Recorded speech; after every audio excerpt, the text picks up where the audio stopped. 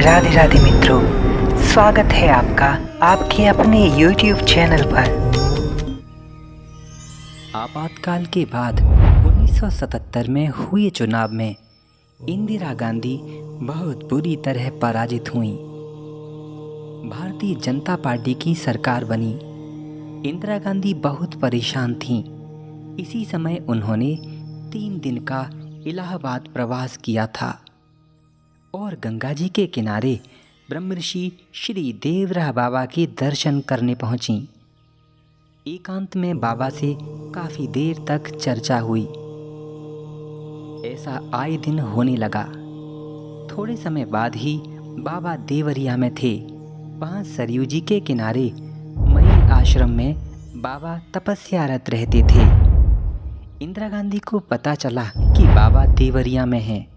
बाबा के दर्शन करने वे देवरिया पहुंची और दुखी होकर बाबा से प्रार्थना करने लगीं। बाबा, आपकी बच्ची हार गई। बाबा ने कहा, माई, मनुष्य अपने जीवन में जो भी सुख अथवा सुविधा, मान, पद और प्रतिष्ठा प्राप्त करता है, वो राजयोग भगवान विष्णु की प्रसन्नता से ही प्राप्त होता है। और माई, तुम्हारा राजयोग अब समाप्त हो गया। जो व्यक्ति पद अथवा धन के मद में आकर गाय, साधु संत महात्मा और गरीब असहाय को सताता है, उस पर परमात्मा रुष्ट हो जाते हैं और राजयोग भी समाप्त हो जाता है। इंदिरा गांधी ने बाबा से कहा, गुरुदेव, आप तो सर्वसमर्थ हैं। आपकी ये बच्ची आपकी शरण आई है। मुझे पूरा विश्वास है आपके आशीर्वाद से असंभव भी संभव हो जाता है। उन्होंने बाबा से देह सेवा करने का एक और मौका मांगा।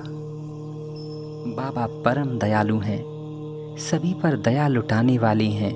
भला वे इंदिरा गांधी जी को मना कैसे करते। योगी सम्राट ने वहीं अभय मुद्रा में हाथ उठाकर आशीर्वाद देते हुए कहा था, माई, अब यही तुम्हारा कल्याण करेगा। और उसी समय इंदिरा गांधी का चुनाव चिन्ह हाथ का पंजा बन गया, जो बाबा से उन्हें प्राप्त हुआ था।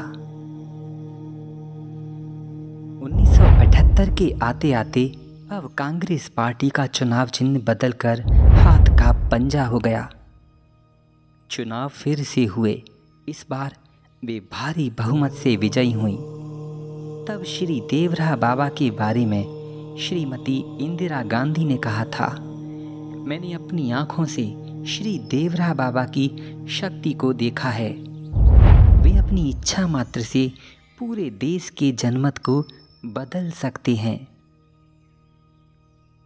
और ऐसा इंदिरा गांधी ने अपने जीवन में प्रत्यक्ष होते हुए देखा।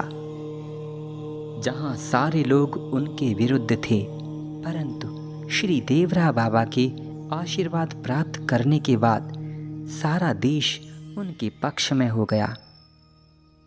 आमतौर पर श्री बाबा के लिए सभी नागरिक, सभी पार्टियां बराबर हैं। समय समय पर भारतीय जनता पार्टी और भी अन्य कई पार्टियों के नेता बाबा के पास आते रहे।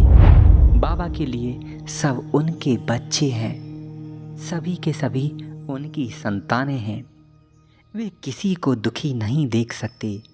बात है उनकी शरण में जाने की। परमात्मा के लिए सब बराबर हैं, ना कोई प्रिय है ना कोई अप्रिय।